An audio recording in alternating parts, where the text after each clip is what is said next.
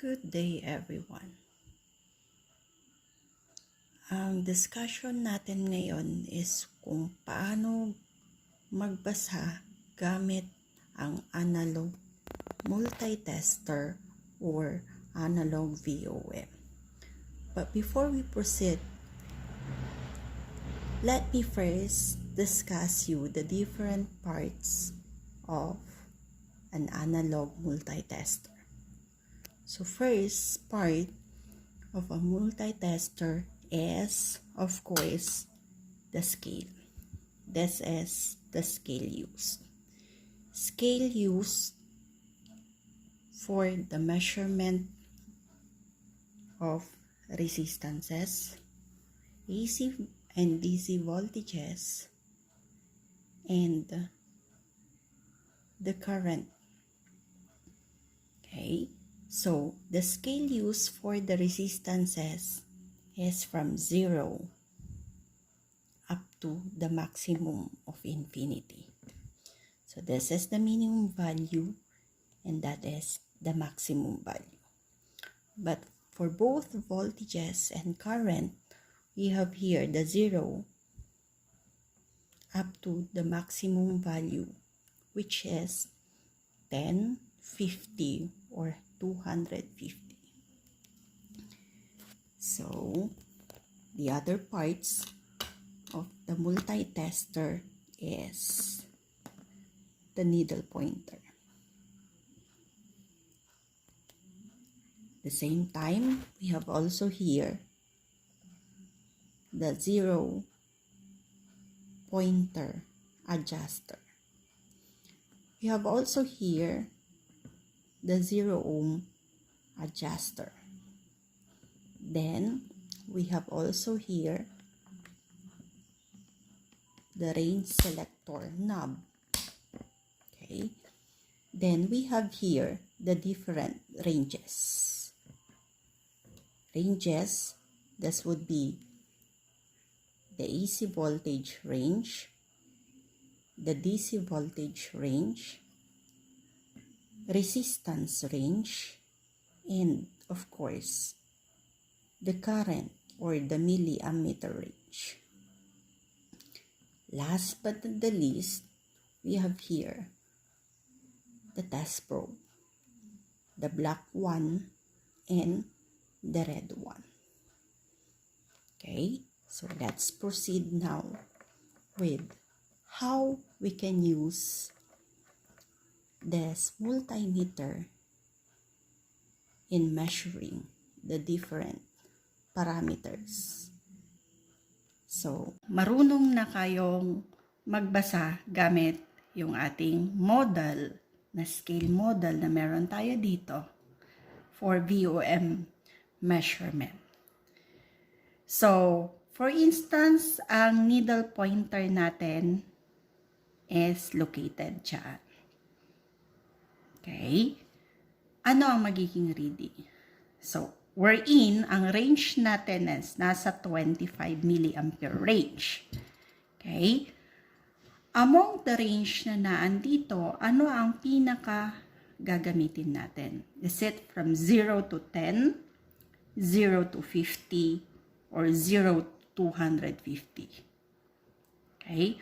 With the 25 milliampere range, we will be using the 0 up to 250 range.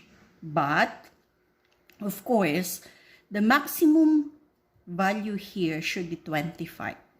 Dahil nasa 25 milliampere range tayo. So, meaning, 25, this would become 20, 15, 10, at magiging 5. So, ang ating needle pointer is nasa in between 5 and 10. And there are 10 division mula sa 5 hanggang 10 tayo. So, pang ilang division ba talaga yung titignan natin ng reading? So, from there, 5, 1, 2, 3. Nasa pangatlo. So, all in all, andito yung ating 5, andito yung ating 10. And then, this is further subdivided into 10 division. Ito yung hinahanap natin kung ano ang reading. So, from there, maximum reading is 10, tapos 5. So, kaya nung measurement natin, ilan ang bawat division? So, 10 minus 5 divided by 10 equals, we have 5 all over 10, that is 1/2. This is 0.5. So, bawat isang guhit is 0.5 volt. So, therefore, kung 5 yan, yung next natin dito becomes 5.5.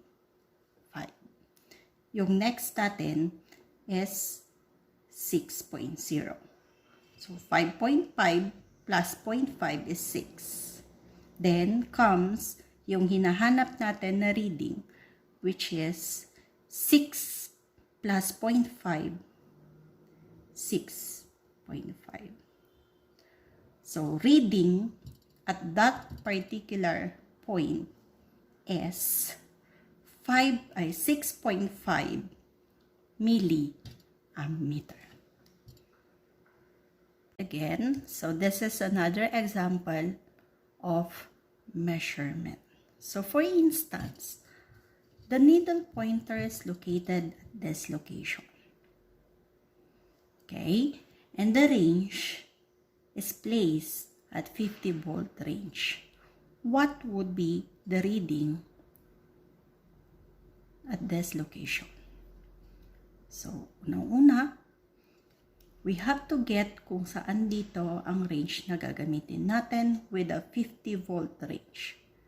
So, it's either a choice of 0 up to 10, 0 up to 50, or 0 up to 250. Since nasa 50 volt range, wala nang problema, we will be using the 50 volt na maximum. So, only way is, what would be the reading here? So, the needle pointer is located between 10 and 20. So, just like the previous example, kailangan natin maximum reading 20 minus 10 divided by 10 division. We have 10 all over 10 equal to 1. So, bawat division or guhit mula dito hanggang dun sa susunod na guhit, ang reading natin is 1 division. So, therefore, with that location, 10, 20, so, 10 division lahat yan. Ibig sabihin, 10 yan. Next location, we have 11 plus 1. Plus 1, 12. Plus 1, 13. Plus 1, 14. Yung pinakagitna, 15. So, yan yung middle portion. Okay? Since nasa isa pa, andito yung hinahanap natin na reading, what would be exactly the reading? So, this would be 16. 16 volt ang reading if the needle pointer is located at this location. So, for instance, baguhin ko lang, andito yung ating needle pointer. Ano ang magiging reading niya?